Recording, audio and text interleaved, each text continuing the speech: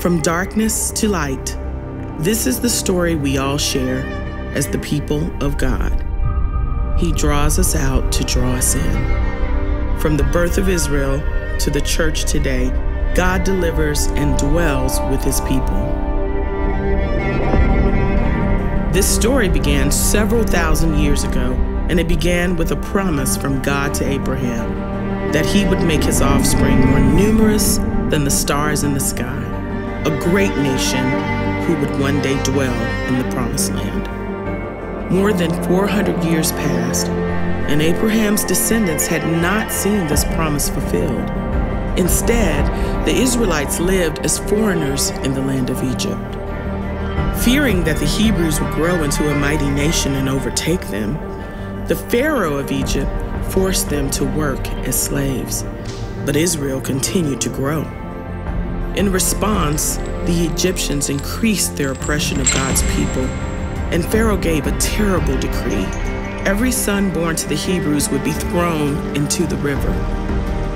But a Levite couple defied this order, trusting God's will for their son's life.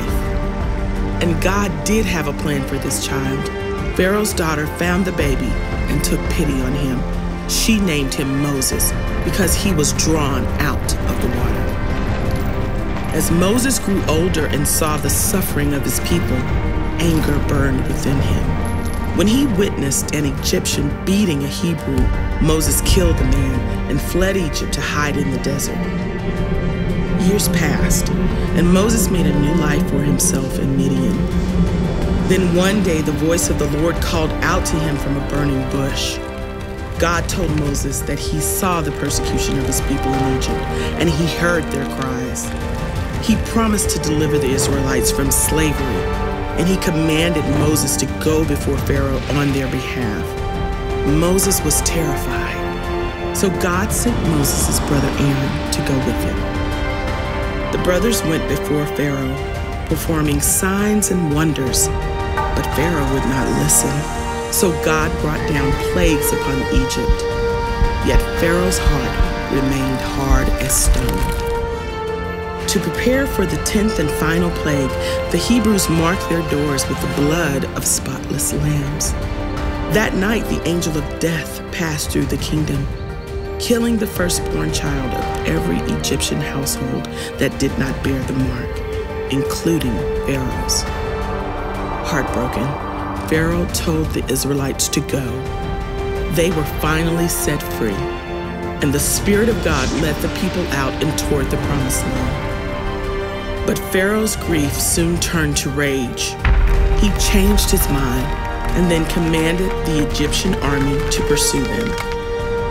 When the Israelites came to the Red Sea, Moses lifted his staff to the sky and the waters parted. The Hebrews passed through the towering waves, and the Egyptians were swallowed by the sea.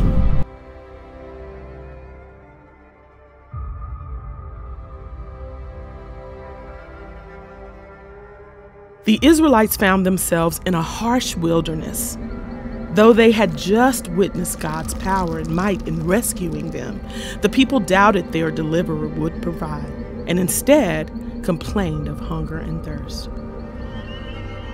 A few days later, they found manna on the ground, sweet and good to eat. And the Lord told Moses to strike a rock with his staff, giving them water to drink. The Lord had provided yet again. As the Israelites approached Mount Sinai, Moses delivered a word from God. If they obeyed and kept God's covenant, God would make them his treasured possession, a kingdom of priests and a holy nation. And the people promised to do so. 3 days later, the mountain shook as a sound like a trumpet grew louder and louder. Then the Lord came down in fire and smoke. When the people heard God's voice, they grew afraid, and they asked Moses to speak with God on their behalf. God gave Moses many laws and instructions, including the 10 Commandments. And the Hebrews promised to worship the Lord alone and to keep his laws.